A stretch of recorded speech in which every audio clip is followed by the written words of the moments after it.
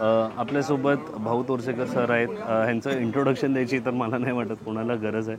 तर भाऊ, आज तुम्ही आला या संमेलनाला. पहिलं म्हणजे दिल्लीमध्ये हे संमेलन झालं, याबद्दल तुम्हाला काय म्हणायचं आहे? की मी तर होतोच दिल्लीत, माझे कुटुंबच दिल्लीमध्ये आहे, मुलगी दिल्लीमध्ये असते आणि त्यामुळे म्हटलं चला. पण मी जवळजवळ असं म्हणायला हरकत नाही की 50-1 वर्षांनी मी आणीबाणीतल्या संमेलनाला दुर्गाबाई भागवत होत्या तेव्हा गेलो होतो. त्यानंतर आज संमेलनात नाही तर मी नाही जात संमेलन. योगायोगाने आलो आणि बरं वाटलं. नाही, बरं वाटलं, लोकांना भेटीगाठी झाल्या. विशेष कारण काही नाही, विशेष कारण नाही. मी पत्रकार झालो तरी मी टेबलवरचा पत्रकार होतो. मी पत्रकार परिषदेला पण जायचो नाही. एखाद्या वेळेला सभा वगैरे बघितले तर, पण आपल्या बंदिस्त जागेत राहूनच मी माझं काम केलेलं. त्यामुळे त्या अर्थाने मी पहिल्यांदा संमेलनात आलो. अशी जी संमेलनं होतात, आता अभिजात भाषेचा दर्जाही मिळालाय, तर काय वाटतं इकडून मराठीची, जसं आम्ही प्रत्येकाला एक गोष्ट विचारतो, नाही, मराठी भाषा जिवंत राहील जोपर्यंत मराठी माणूस आहे आणि मराठी बोलणार आहे. मराठी आईच्या पोटी मूल जन्माला येणार आहे तोपर्यंत मराठी चालू राहील. आणि मला आठवतं ज्यावेळेला नामदेव ढसाळ किंवा बाळासाहेब ठाकरे यांच्यावर शिवराळ भाषा म्हणून टीका करणारे होते, त्यांचीच मुलं बाळा आज मराठी बोलत नाहीत. पण नामदेव ढसाळची मुलं नातवंड किंवा बाळासाहेबांची मुलं नातवंड आणि त्यांचे फॉलोअर्स अजूनही मराठी फॉलो करतात. आणि मराठी भाषेने या देशाला एक प्रेरणा दिलेली आहे आणि तोपर्यंत मराठी राहणार. ते लोकांना मराठी शिकावं लागेल. परवा भाषण करताना पण पंतप्रधानांना छावा मूवी गाजवतोय. तो छावा ही कथा मराठी आहे ना. बरोबर. आणि देशभरच्या कानाकोपऱ्यातली तरुण मुलं विचारतात की हमें ये राजा क्यों मालूम नहीं था. तो राजा मराठी होता ना. त्यासाठी त्यांना शोधावं लागेल. छावासारखं जे पुस्तक शिवाजी सावंतचं आहे ते आता हिंदीत लोकांना वाचावं लागेल. पण त्यातून ते लोक मराठीकडे येतील ना, मराठी संस्कृतीकडे येतील. आणि मराठी संस्कृती भाषेतून आलेली.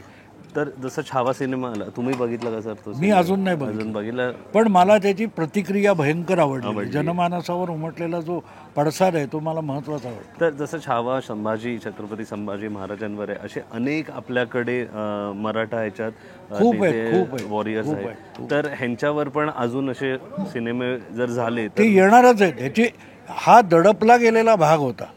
हा दडपला गेलेला भाग जो होता हो यायला लागला. आणि काश्मीर फाईल्स पासून याची सुरुवात झाली. आता एकदा त्यातूनही धंदा होऊ शकतो म्हटल्यावर करोडो रुपये उतरणारे सिनेमा निर्माते त्यात येतील. आणि पण ह्याची सुरुवात काश्मीर फाईल पासून झाली हे लक्षात ठेवायचं. छोट्या बजेटमध्ये काढलं पण हे चालतं, लोक बघतात, त्यातून प्रेक्षक तयार झाला, त्यातून हळूहळू करत प्रोड्युसर डायरेक्टर्स तयार झाले.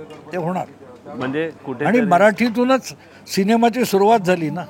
अयोध्येचा राजा आणि हरिश्चंद्र, तो येईल परत. आणि त्यावेळेला मला आठवतं पूर्वीच्या काळामध्ये माणूस आणि आदमी हे मराठी आणि हिंदी एका वेळेला निघत होते. हे स्वातंत्र्योत्तर काळामध्ये जेव्हा लाहोरची फिल्म इंडस्ट्री बंद पडली ते लोक मुंबईत आले आणि मुंबईच्या किंवा महाराष्ट्राच्या सिनेमा जगतावर हा हिंदीचा पगडा आला. नाही तर मराठी आणि हिंदी आजही क्लासिक विशांतरम मानला जातो ना. बरोबर, ॲब्सोल्युटली. तसं तुम्ही बोला काश्मीर फाईल्स पासून सुरुवात झाली, मग त्याच्या आधी काय म्हणजे काय साधारण कारण? नाही, आत्ता सुद्धा तुम्ही बघाल तर याला बॉलिवूडचे स्टार किती आले होते ह्याच्या प्रीमियर? कोणीच नाही होते. त्यांना फरफटत यावं लागेल. कारण त्यांना धंदा पाहिजे. ते धंदेवाईक आहेत. त्यांना अशा विषयाकडे यावं लागेल. त्यांना मराठी साहित्याकडे यावं लागेल. कारण मूळ कथा, उत्तम कथा या मराठीमध्ये भरपूर आहेत ज्या एक्सप्लॉइट झाल्या नाहीत. ॲब्सोल्युटली. हे छावाई फक्त एक सुरुवात आहे, आपण असं म्हणू. अर्थातच. आणि एक नवीन लाट मराठी सिनेमाची, मराठी कथांची, हिंदी आणि मराठी सिनेमा. आणि ज्या वेळेला जुन्या काळापासून नव्या काळापर्यंत जो धागा आहे तो दादा कोंडकेने जपला ना.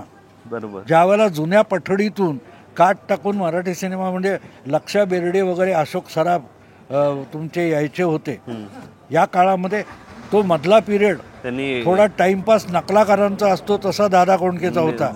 आणि नवा मराठी सिनेमा उभा राहिला. आणि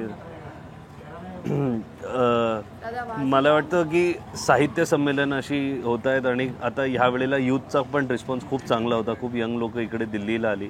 असंच मुंबई आणि महाराष्ट्रामध्ये पण यावं आणि जसं तुम्ही बोलला मराठी साहित्य सिनेमा थ्रू जास्तीत जास्त पोचावं आणि प्रेरणा मिळावी.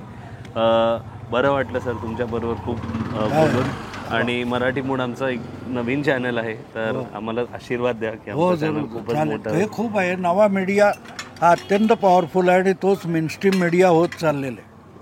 तोच मेनस्ट्रीम मीडिया होत. होपफुली आम्ही पण मी येऊ सुद्धा लवकरच. एक पत्रकार म्हणून 50 वर्ष घालवली पण गेली 5 वर्ष मीच एक युट्यूबर आहे. ॲब्सोल्युटली आणि नुसतं आणि युट्यूबर नाही. मला सगळ्यात मोठा ओळख मिळाली ती युट्यूबमुळेच मिळाली. मी तेच बोलणार होतो सध्याचे मराठीतले सर्वात व्हायरल युट्यूबर पैकी तुम्ही एक आहात. कारण प्रत्येक आणि मी घरात पॉलिटिक्स किंवा सामाजिक असलेले बोजड विषय घेऊन बोलतो आणि तरी त्याला रिस्पॉन्स मिळतो. मिळतो. यापेक्षा अधिक काय. नाही तुम्ही आम्हाला प्रेरणा देत राहात आणि देत राहात. तर खूप खूप धन्यवाद तुम्ही आम्हाला वेळ दिल्याबद्दल. आभार तुमचे. तर असे आपल्याबरोबर भाऊ तोरसकर सर होते आणि त्यांनी आपल्याला वेळ दिला त्याबद्दल खूप खूप आभार. जय हिंद जय महाराष्ट्र.